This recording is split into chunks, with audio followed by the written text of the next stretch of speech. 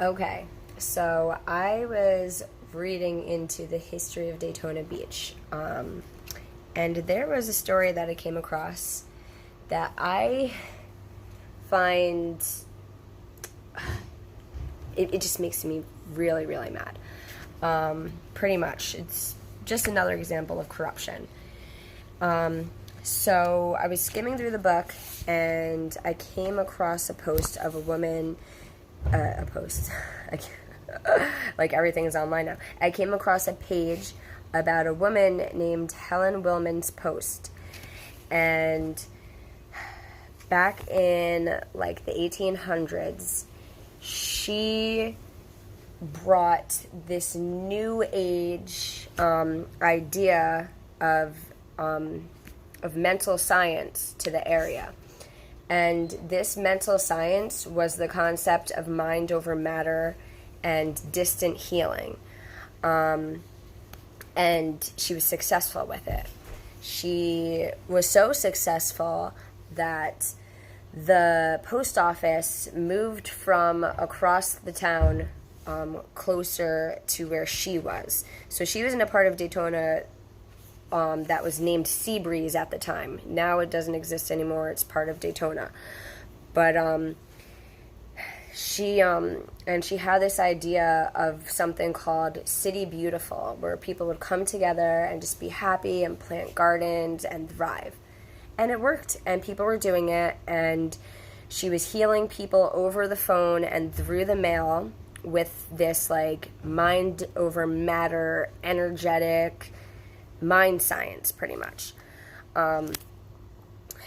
So the post office moved closer to her because she was giving them like a lot of business too. And it was just like, it was so overwhelming that they had to move closer to her. So the people from where the post office moved from weren't happy with it. You know, they were happy with their little post office in their part of town. And now it wasn't there anymore. So trying to think of a good word to say that's like appropriate. There's no appropriate word. Some dick, who was, I forgot his name, and I don't have it here in the book, but he was like, he had connections, and he eventually ended up being like the mayor or the general or something of the town. I should have probably written notes before I told this story for like the facts. So I'll go back and I'll write all the facts in the notes, because they exist. I just didn't write them down, and I can't like remember everything. So anyway, this guy decides to attack her like hardcore, using the power of the law and the connections that he had, and it made her become bankrupt. She didn't get a fair hearing or a fair trial.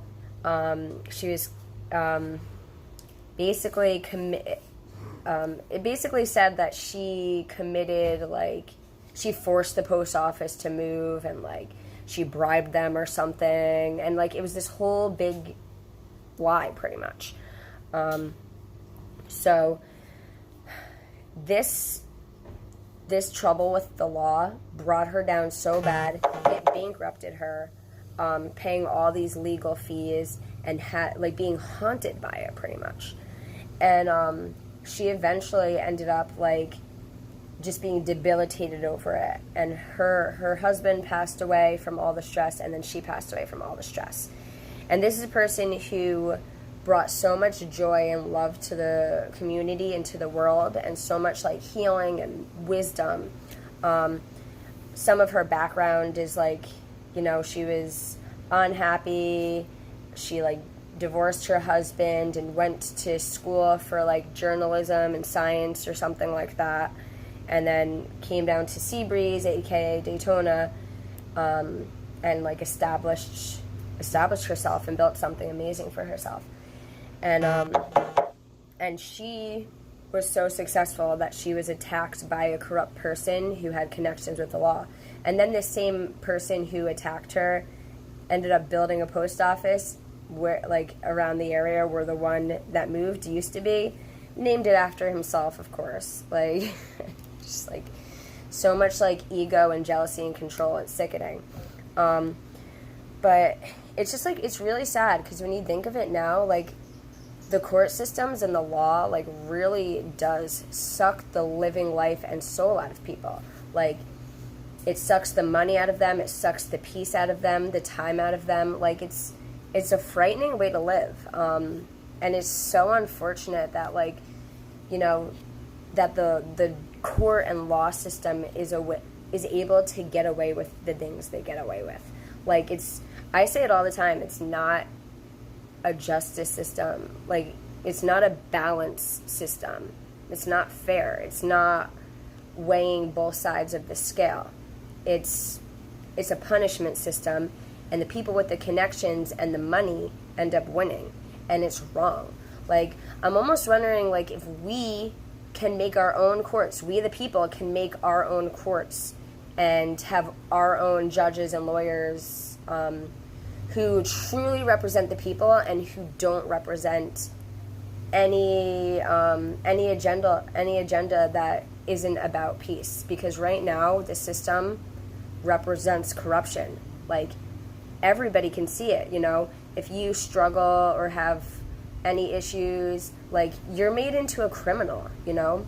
Like, they're tearing families apart, they're poisoning people, destroying people's mental health, and then when they act out, you know, they become the subject of like the law system to like the worst extent.